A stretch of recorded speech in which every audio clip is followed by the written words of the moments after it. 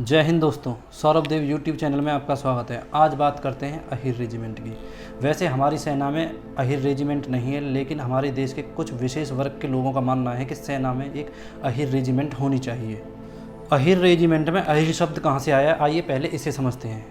दरअसल हरियाणा के दक्षिणी जिले जैसे गुरुग्राम, रेवाड़ी और महेंद्रगढ़, इस पूरे रीजन को अहिरवाल कहा जाता है और इनका संबंध राजा राव तुलाराम से है, जो कि 1857 की क्रांति के हीरो थे और रेवाड़ी ज़िले के रामपुरा रियासत के राजा भी थे। मार्च 1963 ये वो समय था जब रेजांगला की बर्फीली चोटियों पर बर्फ़ पिघलने लगी थी। उसी समय एक चरवाहा की कुछ भेड़ें इस बर्फीली चोटियों पर पहुंच जाती हैं और उनका पीछा करते करते वो चरवाहा भी उन भेड़ों के पीछे पहुंच जाता है। वहाँ का नज़ारा देखकर उसके पैरों तले ज़मीन खिसक जाती है। वह चारों तरफ देखता है कि वहाँ लाशें ही लाशें पड़ी हुई हैं।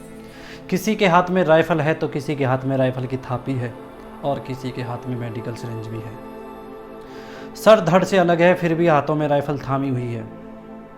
पर इन सभी लाशों में एक चीज़ कॉमन होती है, वह होती है भारतीय थल सेना की वर्दी।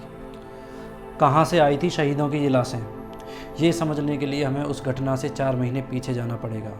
अब बात करते हैं 1962 की।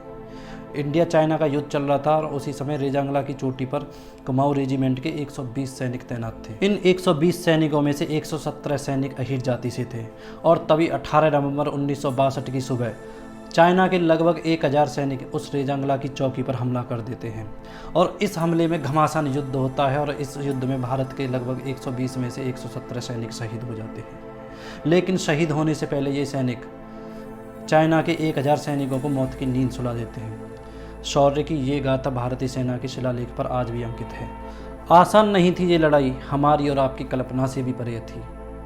सामने लगभग 10 गुना सैनिक और उनके साथ थे एडवांस टेक्नोलॉजी के हथियार और हमारी कुमाऊं रेजिमेंट के पास वही पुराने हथियार। और इस कुमाऊं रेजिमेंट का इन बर्फीली चोटियों पर पहला अनुभव था। फिर भी इस हाड़ कपाने वाली ठंड में पूरे जुनून और जज्बे के साथ चाइना के 1000 सैनिकों के साथ लड़े भी और जीते भी। इस लड़ाई के बाद भारत के केवल 3 सैनिक ही जिंदा बचते हैं, वो भी गंभीर हालत में। जब ये ठीक होकर वापस अपने घर जाते हैं तो लोग इनको शक की निगाह से देखते हैं।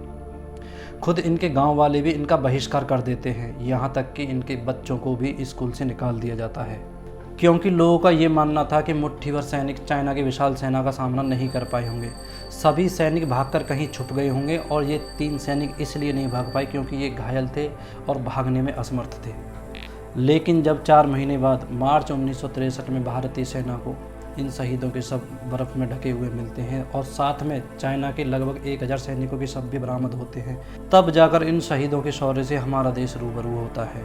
इसके बाद घायल और शहीद सैनिकों को वो सम्मान मिला जिसके वो हकदार थे। आज हमने रेजिमेंट और इस युद्ध को लेकर बात क्यों की, आइए इसका कारण भी समझते हैं। दरअसल कुछ समय पहले सेना में अहिर रेजिमेंट की मांग को लेकर दिल्ली जयपुर हाईवे को जाम कर दिया था और ऐसे ही प्रदर्शन भारत के अन्य हिस्सों में भी देखने को मिले थे और इन प्रदर्शनकारियों को राजनीतिक समर्थन भी प्राप्त हुआ, चाहे वो विपक्ष हो या सत्ता पक्ष। दोस्तों, आपको हमारी वीडियो कैसी लगी प्लीज़ कमेंट सेक्शन में ज़रूर बताना और चैनल को सब्सक्राइब ज़रूर करना। धन्यवाद।